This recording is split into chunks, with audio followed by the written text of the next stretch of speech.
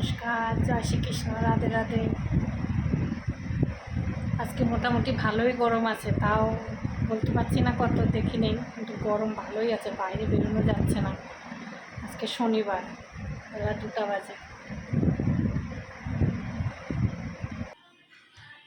আমের চাটনি করব।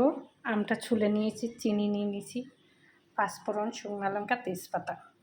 আমটা কেটে একটুখানি হালকা সিদ্ধ করে জলটা ফেলে দিয়ে চাটনি করব। দেখুন আমগুলো কেটে নিয়েছি, এখন একটু হালকা জলে সিদ্ধ করে নেব। জলটা ফুটছে, আমটা দিয়ে দিই।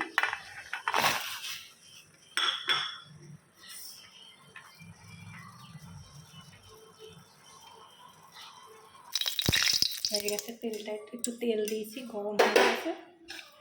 মানে 3টা জিনিস দিয়ে দেবো একসঙ্গে।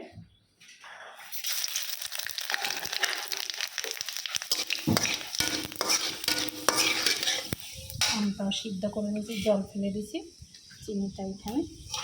গরমটা একটু কড়া হলে টেস্ট লাগে। ডেলি চাটনি করবো, ওই জন্য কী করি, একবার একটু করে রাখলে 2-3 দিন যাবে।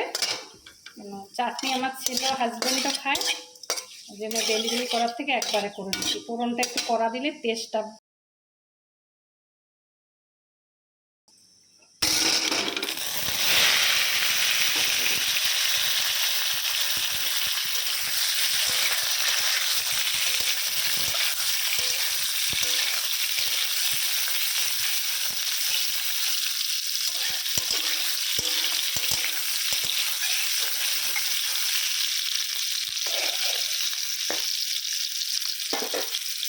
চিনি দেবো।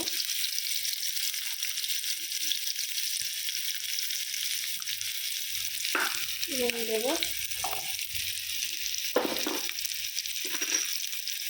হাত দিয়ে নুন না দিলে মনে হয় না নুন দিয়েছি,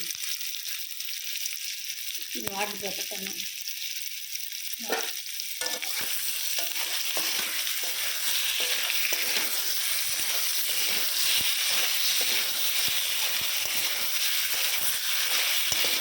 দারুণ লাগছে দেখতে।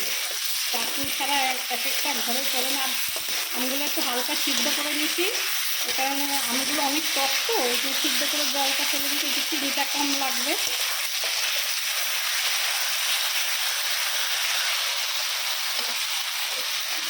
এটা হোক, তারপর একটু জল দেবো। হচ্ছে হোক এরকম, হালকা একটু হবে, নামিয়ে সব ঠিক। এরকমভাবে করে 2-3 দিন ডেলি করার থেকে 2-3 দিন করে রেখে দিলে, একদিন করে রেখে দিলে 2-3 দিন ধরে খাবো। ব্যাস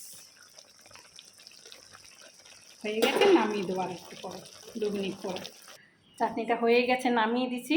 এখন শুধু একটা জিনিসে দেবো, এই যে পাঁচফোড়ন গুঁড়া করে নিয়েছি, একটু ছিটায় দেবো। ব্যাস, পাঁচফোড়নটা শুকনা খোলায় তেলে একটুখানি গুঁড়া করে নিয়েছি, একটুখানি দিয়ে দেবো, হয়ে যাবে।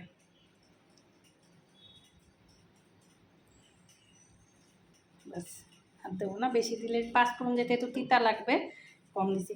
আপনি এরকমভাবে চাটনি করে ফ্রিজে রেখে দেবেন, ঠান্ডা হয়ে গেলে আপনি ডেলি করতে হবে না, 1 মাস 2 মাস খেতে পারবেন। কেন, একটু জলটা মরে গেলে চিনির জলটাই যে বেরোবে, ওইটা দিয়ে থাকলে ভালো হবে। তাহলে মাস 2 ইচ্ছা মতন আপনি এরকমভাবে চাটনি করে রেখে খেতে পারবেন, তাহলে ডেলি ঝামেলা থাকবে না। ভিডিওটা যদি সবাই ভালো লাগে, একটা লাইক, কমেন্ট, শেয়ার করবেন। আমার ফেসবুক চ্যানেলও দেওয়া থাকবে টুলু দেবনাথ, আমার ইউটিউব চ্যানেলও দেওয়া থাকবে টুলু দেবনাথ। প্রবাসী ভাইরা যে যেখান থেকে দেখেন, সবাই